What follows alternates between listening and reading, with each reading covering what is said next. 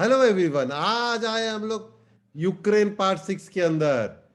जो लड़ाई Russia Ukraine के बीच में 4-5 दिन चलने का बात था, वो 4-5 हफ्ते हो गए और हो सकता है 4-5 महीनों के बियॉन्ड 1 साल तक क्रॉस कर जाए। ये लड़ाई खत्म होते नहीं दिख रहा है। कई जन बोलते हैं पुतिन ने मिसजज किया, हो सकता है मिसजज किया हो, but he is not going to let it go so easily.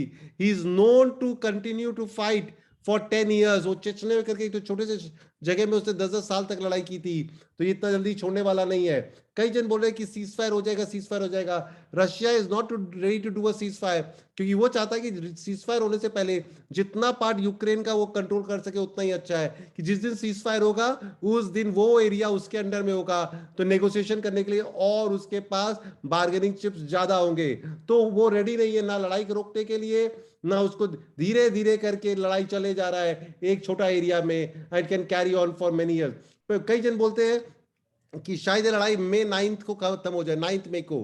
क्यों खत्म हो जाए 9 मई को? क्योंकि 30 अप्रैल 1945 को हिटलर ने कमिट किया था सुसाइड, और 9 मई 1945 से रशिया विक्ट्री डे मनाता है। तो इस बार भी वो 9 मई को मनाएगा विक्ट्री डे।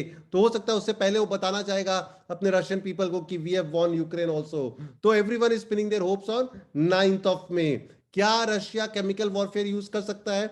न्यूक्लियर तो देखिए बहुत दूर का बात है। केमिकल वॉरफेयर जो होता है, नर्व गैस छोड़ दिया एक सिटी के ऊपर तो आदमी लोग ब्रीद इन करेंगे और मर जाएंगे, क्या वो यूज कर सकता है? ये बैंड है सब जगह, पर Russia has been known to use this against is double agents, against spy, against उसके दुश्मन, और सीरिया पे भी यूज किया है। तो हो सकता है रशिया ये केमिकल वेपन यूज कर ले फ्यूचर में, और everything is up in the air. क्या होगा, let's see what the thing is. अब यूक्रेन यूक्रेन के डिमांड थोड़े बढ़ते जा रहे हैं।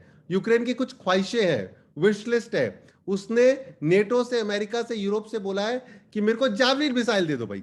जावलिन मिसाइल दे देंगे भाई। Javelin missile is suppose to be the most sophisticated anti tank missile, जो टैंक को उड़ाने में काम आता है। उसने बोला है यूक्रेन को, यूक्रेन ने कहा है कि आप लोग हमको नो फ्लाई जोन नहीं दे रहे हो, आप मेरे को लड़ाई करने के लिए एयरक्राफ्ट नहीं दे रहे हो, फाइटर जेट्स नहीं दे रहे हो, चलो मेरे को डिफेंस के लिए एंटी वो जावलिन मिसाइल दे दो। तो बोला ठीक है दे देंगे। तो बोला मेरे को 500 जैवलिन मिसाइल चाहिए, 500 जैवलिन मिसाइल। पर जैवलिन मिसाइल का दाम मैंने देखा था अप्रोक्सीमेटली 1 करोड़। मैं अप्रोक्स बोल रहा हूँ 1 करोड़। तो बोलता है 500 जैवलिन चाहिए। चलो नेटो बोला वो भी दे देते हैं। अब बोलता है 500 पर डे, पर डे चाहिए। तो नेटो या अमेरिका और यूरोप बोलता होगा तेरा बाप यहाँ छोड़ के गया था कि तेरी माँ। तो अपॉलॉजीज, बट क्या करें, डायलॉग अच्छा था, यहाँ पे यूज करना पड़ा। तो यूक्रेन बोलता है 500 जैवलिन मिसाइल चाहिए पर डे। चलो ठीक है। फिर बोला एक काम करना, वो जैवलिन मिसाइल पर डे दोगे, उसके साथ स्टिगर भी भेज देना। वो स्टिगर की मिसाइल की होता है, वो एंटी एयरक्राफ्ट गन है, वो प्लेन को उड़ाने के लिए काम आता है। बोला वो 500 दे देना।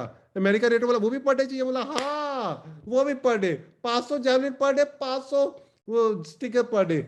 गजब बात है, उसका तो डिमांड ही खत्म नहीं हो रहा। ऑलरेडी उसको $1 बिलियन का उन्होंने वेपन्स पहले ही भेज दिया था, अब उसके डिमांड और बढ़ते जा रहे हैं। भगवान ही जानता वो करेगा क्या। एनीवेज, अब इसराइल सब जगह सबको वो इमोशनल ब्लैकमेल कर रहा है यूक्रेन सपोर्ट करने के लिए, कोई सपोर्ट पे नहीं आ रहा। इनफैक्ट इसराइल ने यूक्रेन को बोला है कि जो पेगासस सॉफ्टवेयर अब तुमको देते थे वो अब तुमको देंगे भी नहीं। वो भी ले लिया उससे यूक्रेन से, कि रशिया गुस्सा हो जाएगा। तो मतलब कब समझेगा यूक्रेन और जेलेंस्की की कोई उसके सपोर्ट पे नहीं है, वो अकेला ही आगे बढ़ के लड़े जा रहा है। और आपने देखा ये एक तो बड़ा, बहुत बड़ा चीज आया है। Chinese foreign ministers make surprise visit to India. कल परसों चाइना के फॉरेन मिनिस्टर ने इंडिया में सरप्राइज, अनअनाउंस था, अचानक में आया इतना बड़ा विजिट। इतने बड़े फॉरेन मिनिस्टर के इतने बड़े कंट्री का ऐसा नॉर्मली नहीं होता है। और बोलते हैं शायद ये करने का पर्पस है जो नया इक्वेशन बन रहा है। मैंने आप लोग को बताया था कि एक नया इक्वेशन बन रहा है जिसमें अमेरिका और यूरोपियन कंट्री एक तरफ, और रशिया, चाइना और सऊदी अरेबिया एक तरफ। बहुत गजब का टक्कर है ये। और इसके अंदर चाइना और रशिया ने ट्राई किया कि इंडिया को भी इंक्लूड कर लिया जाए। अमेरिका, यूके इंडिया को क्रिटिसाइज करे कि तुम लोग तेल क्यों खरीद रहे हो, तो चाइना बोल रहा है, जब वो अमेरिका उसका क्रिटिसाइज ही कर रहा है इंडिया का, तो why not try to take India on their side. बहुत फार फेचेड है, बट वाया है इतना दूर से अपना, स्पेशली कुछ तो कारण होगा ही होगा। Let's see, it's a fascinating thing going on. What is the end result?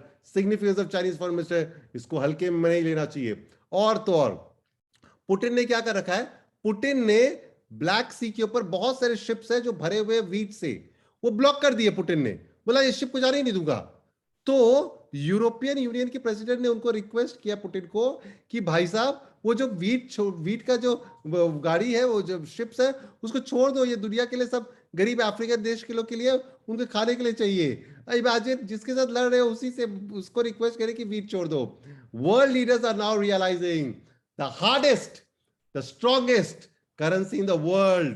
World leaders are now realizing the hardest and the strongest currency in the world is not yen, not dollar, not pound, not euro, but it is oil, gas, wheat, and gold.